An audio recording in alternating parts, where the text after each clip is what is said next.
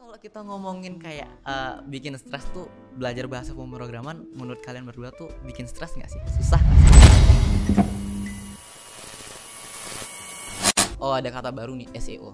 SEO. Oh ya, SEO. SEO. Coba mungkin bisa dijelasin lagi SEO itu apa?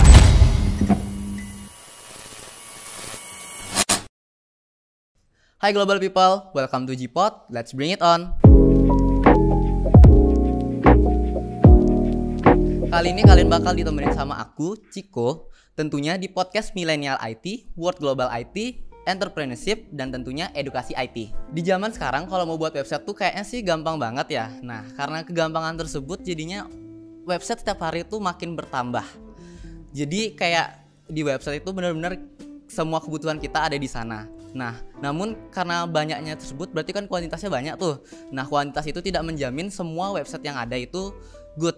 Malah banyak yang kayak not so good dan so-so aja. Jadi sekarang kita lagi ngomongin website, langsung aja kita sambut gestar kita yang namanya Kak Rizky dan Kak Surya. Halo Kak, apa kabar Kak? Baik.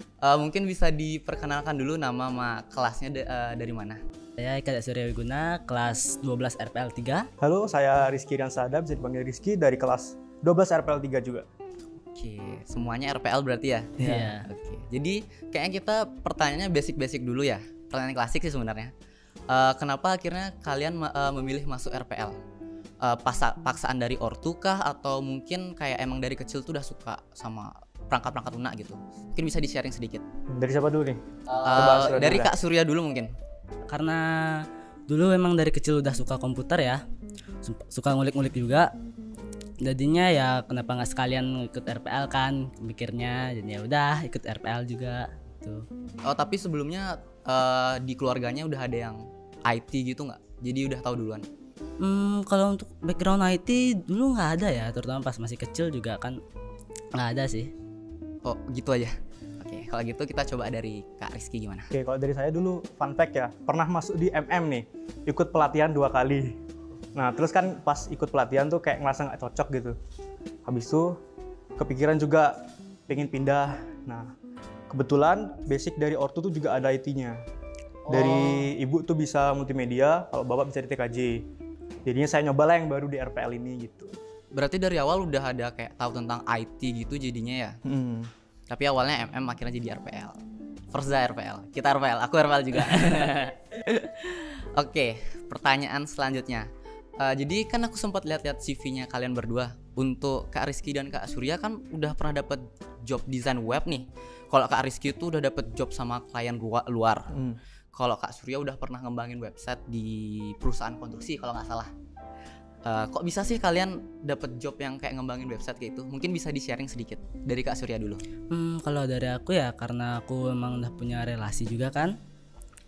Dari ikut-ikut grup juga, jadinya ya ada portofolio juga itu sangat-sangat membantu sih kalau dari portofolio. Terus karena udah pernah ngehandle klien juga, jadinya udah ada pengalaman. Jadinya kalau untuk translate dari ide bisnis ke sebuah website itu jadinya lebih gampang sih.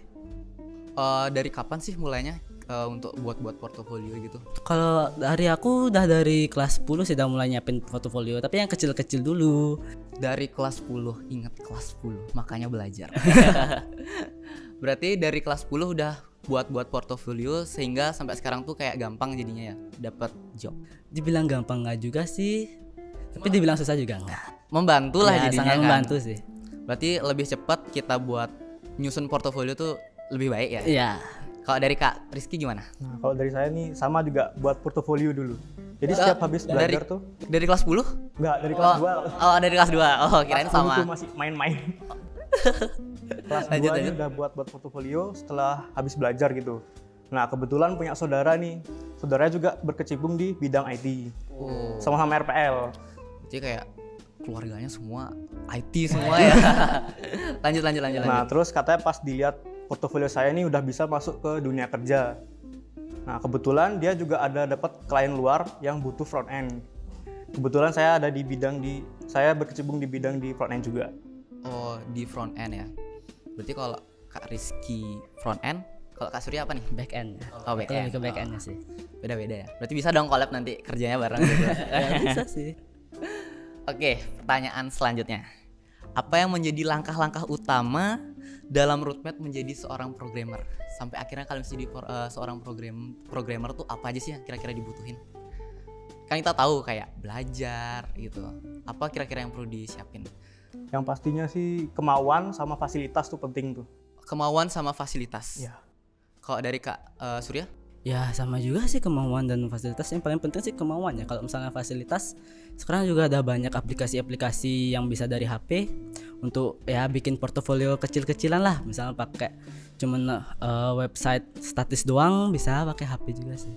Oh, berarti nggak harus punya laptop untuk bisa bikin sebuah website. Ya untuk langkah pertama sih nggak harus ya.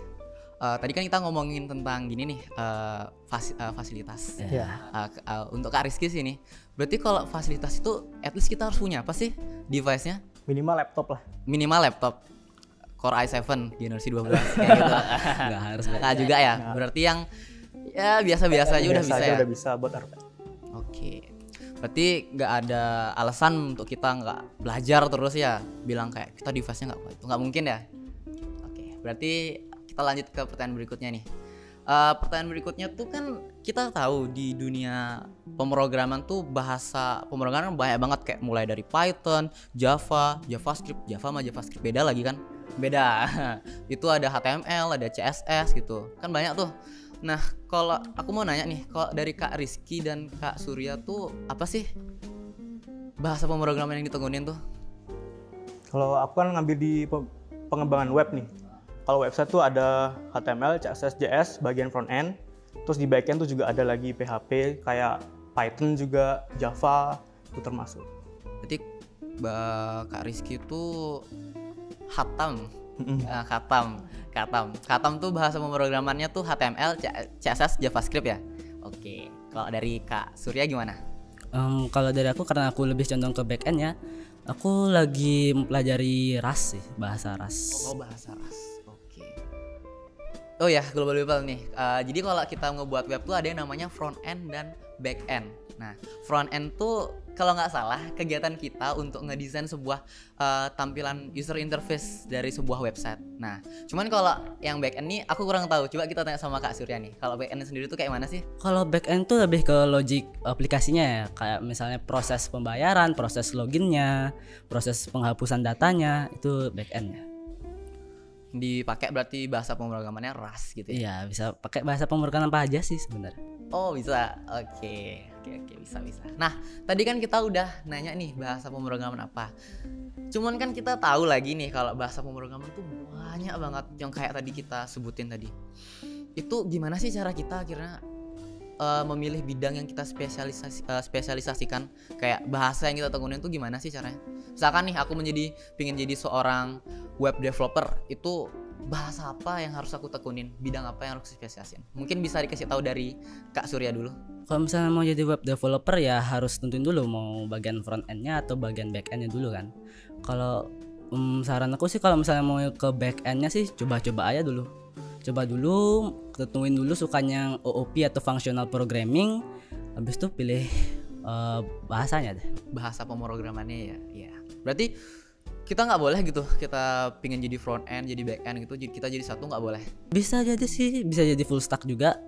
Bisa ya, bisa mungkin, tapi lebih baik kita fokus ke satu dulu. Kalau menurut aku sih lebih fokus ke satu sih. Lebih fokus ke satu. Nah itu kalau dari Kak Surya. Coba kita tanya kalau dari Kak Rizky gimana? Oke, kalau dari saya kita mending nyoba dulu dua-duanya nih. Front end, coba dua-duanya. Ya. Berarti beda nih berarti. Dari yang dibilang sama Kak Surya, oh suka nih. Langsung coba aja dua-duanya nih, kita lebih suka ke desain atau logiknya. Nanti kan bisa tahu tuh apa yang kita suka, baru langsung kita tekunin di situ. Jadi kayak penting coba-coba dulu ya, kayak praktek dulu baru teori gitu. Oke. Tapi hati-hati juga kalau kita misalnya ambil dua-duanya kan full stack tuh, bisa jadi full stress juga. Tapi kalau kita ngomongin kayak bikin stres tuh, belajar bahasa pemrograman menurut kalian berdua tuh bikin stres nggak sih? Susah nggak sih? Bisa dibilang susah, bisa dibilang enggak juga. Oh bisa dibilang susah aja, bisa dibilang enggak. Kalau susahnya ngapa tuh? Kalau ketemu error. Kalau ketemu error. Berarti programmer selalu ketemu error. Oh ya, ngomongin error nih. Kalau dari Kak Surya, itu kalau lagi error terus programnya tuh gimana sih cara menjaga diri biar tetap kayak kita selesaiin error gitu, biar kita nggak pergi gitu untuk ninggalin itu gimana sih? Refreshing otak sih kalau aku ya. Kalau misalnya ketemu error ya mungkin workout dulu tipis-tipis, atau nggak main game dulu, atau nggak minum kopi atau apa. Berarti alihkan sedikit ya pikiran kita dari program-program Ya, biar nggak stres juga kan. Kalau dari Kak Surya, Kak Rizky? Sama, kita harus refreshing dulu. Nggak bisa tuh terus kita ngadepin komputer buat nge-solve error tuh nggak bisa. Yang adanya mati malah. Itu kalau tadi dibilang refreshing keluar itu keluar kemana gitu Kak? Ada jalan gitu ke pantai gitu apa kemana? Atau mungkin kayak yang dibilang tadi aja kayak cuman workout gitu? Kalau aku sih workout juga, olahraga. Workout juga? Lapangan. Ke lapangan, lari? Calisthenics. Oh calisthenics, oh, anak atletik guys.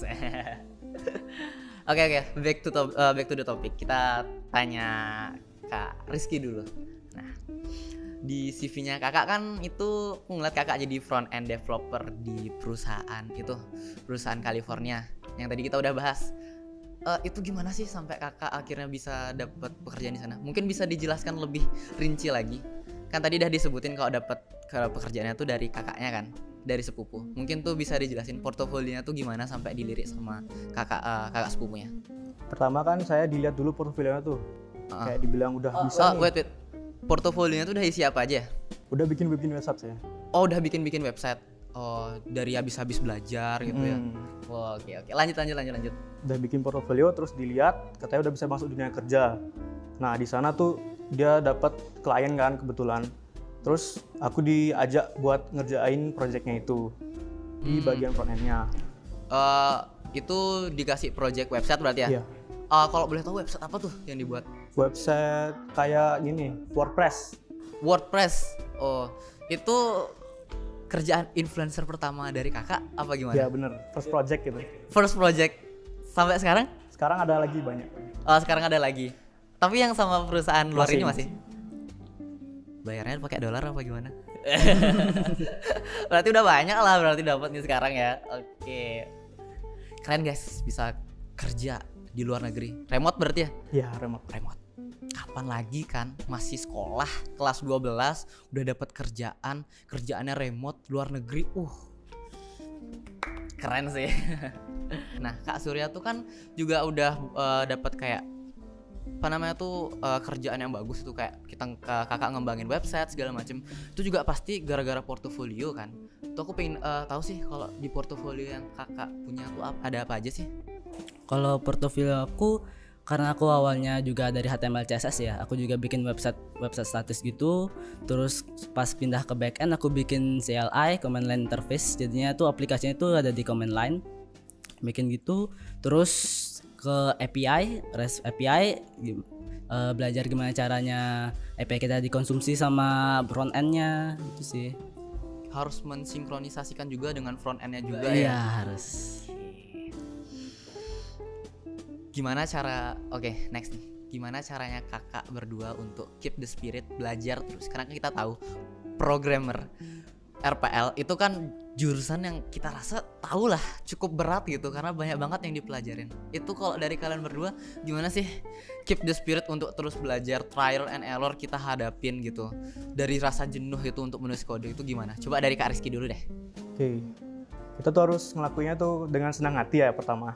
Dengan senang hati. Itu gimana senang hati itu? Lapang dada atau gimana? Lapang dada. Oh, kalau error gitu. Apalagi kalau udah selesai ngerjain project terus dapat bayaran. Itu yang bikin semangat.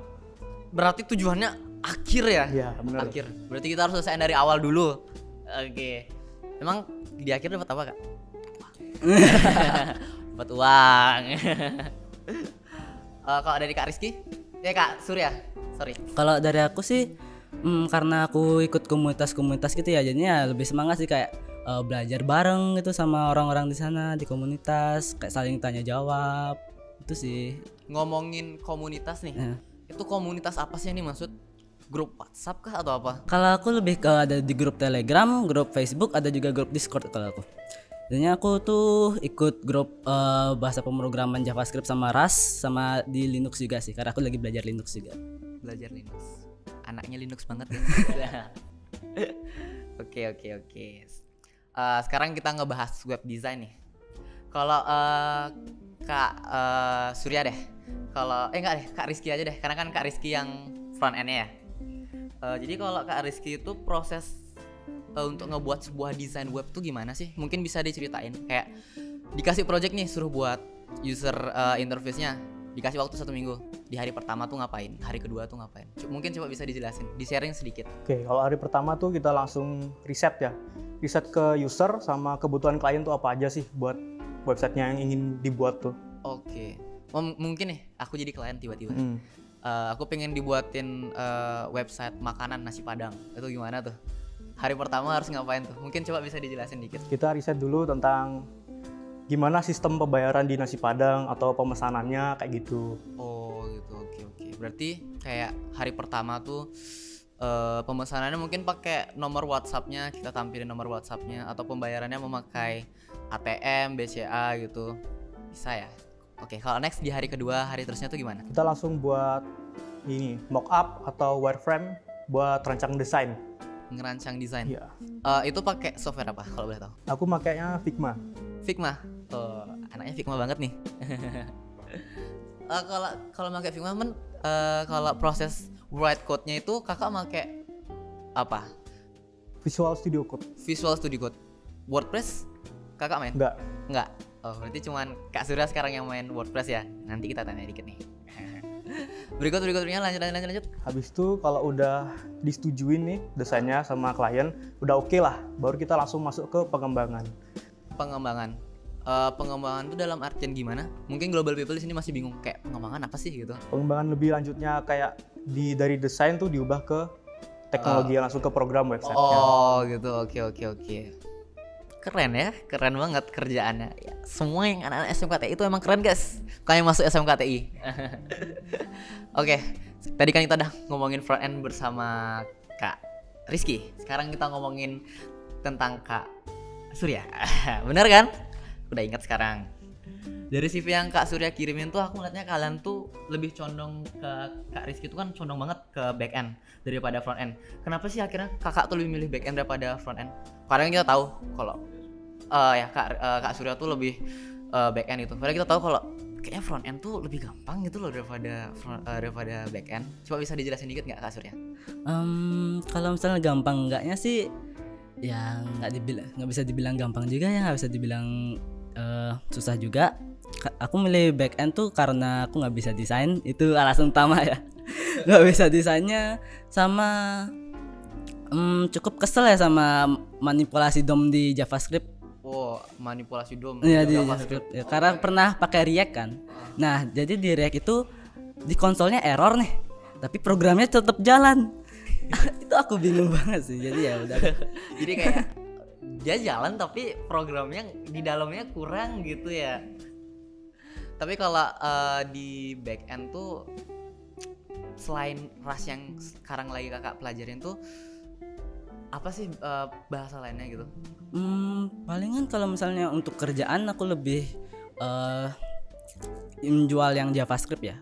Ngejual JavaScript. Iya, karena itu lagi banyak di freelance kan, di JavaScript lagi ngetop juga. Ya aku palingnya pakai Express.js sama atau enggak Nest.js. Untuk frameworknya. Kakak, itu frameworknya. Jadi kalau Kak Surya tuh lebih ke back end karena Kak Surya juga kurang untuk desain ya. Iya, kurang. Jadi kalau kakak bisa desain, kakak tetap pilih back end apa keduanya jadi full stack? Mungkin jadi full stack mungkin. Uangnya lebih banyak ya. Stresnya juga. Oke, sekarang nih aku coba mau nanya dari siapa ya? Kak Surya sama Kak Rizky tadi berdua sama-sama bagus sih. Maksudnya dua-duanya sama-sama porsinya satu ngomong sama gitu. Jadi untuk plan berikutnya kira-kira siapa nih yang mau? Kak Surya apa Kak Rizky nih? Kak Rizky aja. Kak Rizky, oke. Untuk menurutnya Kak Rizky nih, kan udah pasti sering banget tuh buat mikirin tentang gimana konsep dan desain sebuah web. Balik lagi ke tadi sih. Kalau menurut kalian, menurut Kak Rizky, aspek mana sih dari sebuah desain tuh yang penting banget? Oke. Yang paling penting udah pasti user friendly ya. Jadi orang-orang pakai itu gampang gitu websitenya. Bisa diakses dari mobile juga ya? Ya. Oke. Jadi user tuh nggak kesulitan lah kalau menjalankan websitenya. Oke. Berarti simple gitu apa gimana? Ya simple tapi desainnya menarik. Simple tapi desainnya menarik. Jadi itu kayaknya tantangan dari seorang front end developer ya, biar bisa ngebuat web yang seperti itu. Oke, sekarang untuk Kak Surya nih. Dari ratusan sampai ribuan website nih, banyak banget tuh yang udah pernah kakak lihat sendiri. Dan dari banyak website yang kakak sendiri sudah buat, menurut kakak gimana sih cara buat website tuh jadi stand out? Jadi stand out banyak hal ya. Dari segi sistemnya, dari segi SEO-nya juga, dari segi tampilan juga. Oh, ada kata baru nih, SEO. SEO. Oh ya, SEO. SEO. Coba mungkin bisa dijelasin lagi SEO itu apa? Kalau SEO tuh search engine optimization, jadinya misalnya kita nge-search web convert PNG to text misalnya, kalau misalnya SEO-nya bagus, website kita bakalan ada paling atas. Oh gitu, jadi penting biar orang bisa nemuin website. Iya, lebih itu cepat. paling cepat, Iya. paling atas. Jadi kalau SEO itu tuh masuk ke back end, front end apa di luar itu? Di luar itu sih. Di luar itu. sih. Berarti selain kita mau buat website kita bagus, bukan front end sama back endnya aja ya. Berarti kita harus belajar SEO juga, search engine optimizing. Iya, Optimizing. Oke. Nah, mungkin kalau dari Kak Rizky mau nambahin mungkin tentang gimana cara buat website stand out yang bagus itu gimana? Kita balik lagi ke desain yang menarik ya. Desain yang menarik. Desain yang menarik tuh gimana? Desainnya tuh bukan yang membosanin lah. Nggak menonton? Iya. Nggak monoton ya? Yang pasti yang bagus, yang menarik kan user jadi seneng gitu loh untuk betah di websitenya itu. Oke. Tapi kalau misalkan dari Kak Rizky sendiri deh, suka website tuh yang kayak gimana sih? Kalau lagi ngeliat website tuh mungkin yang tampilannya comik, gambarnya bagus, apa cuman kayak warna simple, klik udah. Yang pasti sistemnya bagus dan desainnya juga menarik, itu yang penting. Oh, itu dari kacamata seorang front end developer ya. Kalau Kak Surya ada gini nggak, kayak website yang kakak suka tuh kayak gimana gitu? Mungkin kan dari kacamata seorang back end developer gitu loh. Jadi kan lebih di belakang, kurang tahu desain mungkin. Mungkin coba bisa dikasih tahu website gimana yang lebih disuka? Kalau aku sendiri sih ya lebih suka website yang simple aja sih, yang nggak terlalu, yang user interface-nya itu nggak terlalu mewah, yang efek animasinya juga nggak terlalu wah juga, jadinya lebih enak aja sih dilihat sih. Kalau berarti fiturnya nggak perlu banyak gitu? Iya, fiturnya tuh sesuai porsi websitenya. Sesuai porsi websitenya aja. Misalkan kalau website makanan Padang ya udah gitu aja. 1-2 aja sudah cukup ya. Oke, kita lanjut ke pertanyaan berikutnya nih. Di zaman sekarang itu kan udah ada yang namanya fitur aksesibilitas. Menurut kalian seberapa penting sih fitur itu untuk ada di sebuah website? Kalau menurut aku ya penting banget sih itu. Soalnya fitur aksesibilitas tuh agar website kita bisa diakses sama semua orang, khususnya yang berkebutuhan khusus seperti orang yang tidak punya gangguan penglihatan. Oh, oke. Nah. Jadi kayak penting banget berarti ya. Kalau misalkan nggak ada fitur aksesibilitasnya tuh gimana? Kan kasihan buat mereka yang mau akses website kita. Berarti kita harus ngebuat sebuah website tuh bukan untuk semua orang harus ya? Iya. Kok dari Kak Surya harus nambahin Kak? Sama kayak dari Kak Rizky, itu sangat penting supaya orang yang berkebutuhan khusus tadi juga bisa pakai website kita, jadinya traffic website kita juga jadi lebih besar kan, pendapatan juga lebih banyak tentunya. Google Ads selalu harus dipasang ya. Gini dah, kita tambahin dikit dari Kak Rizky. Fitur aksesibilitas tuh apa sih sebenarnya? Fitur aksesibilitas tuh kan ada ya, kita kalau ngakses aplikasi atau website tuh ada bantuan lah dari programnya tuh, kayak dibantu bot. Nah di situ kan kayak kita harus tahu nih posisi header, terus mana yang konten, mana yang footer. Kan kasihan yang orang gangguan penglihatan tuh nggak bisa ngelihat itu. Jadi ntar dari botnya itu dijelasin lah dari mana header, mana menu-menu, mana konten yang akan dibacakan oleh botnya. Oke, jadi kalau dari apa yang kita dengar dari Kak Rizky, fitur aksesibilitas tuh benar-benar dibutuhkan berarti ya. Selain bisa ngebantu orang-orang yang disabilitas yang kurang dari segi penglihatan. Itu juga bisa ngebantu dari user-user yang baru masuk sebuah website, kayak bingung nih apa sih yang harus ditekan, langsung diarahkan sama botnya ya. Oke, kayak gitu berarti ya. Tadi kan kita udah tuh ngomongin kayak yang berat-berat banget gitu, kayak roadmap, apa kayak bidang-bidang yang harus ditekunin tuh apa aja. Mungkin coba sekarang kita tanya yang agak ringan lah. Untuk Kak Rizky sama Kak Surya tuh apa sih penghargaan atau kerjaan terbesar yang pernah kalian terima gitu? Mungkin bisa dijelasin dari Kak Rizky dulu. Yang pastinya project pertama saya itu. Project pertama langsung yang paling bagus. Iya. Iya. Itu kenapa sih kok bisa paling bagus gitu? Karena kan saya buat nih, kebetulan dia juga puas sama hasilnya, terus saya direkrut lagi ke project berikutnya. Itu yang bikin saya seneng. Oke, gitu. Tadi kan dia ngomongin tentang akhir, nah akhirnya dapat uang dia guys. Kalau dari Kak Rizky gimana? Kak Surya, sorry. Kalau dari aku sih yang paling bagus ya kalau project mandiriku sih. Project mandiri? Iya, karena aku tuh lebih suka bikin open source kan. Open source. Ya, jadinya bisa nikmatin orang-orang walaupun nggak dapat maninya sih. Itulah esensi dari seorang programmer. Bisa membantu orang tanpa mengharapkan. Ya. Berarti itu penghargaan sekali pekerjaan terbesarnya kakak ya. Bisa ngebantu orang lain. Keren loh. Maksudnya biasanya sekarang tuh orang tuh nggak mau ngebantu orang lain tanpa iming-iming uang. Memang nggak semua, cuman keren. Bukan berarti Kak Rizky nggak keren ya, keren gitu loh.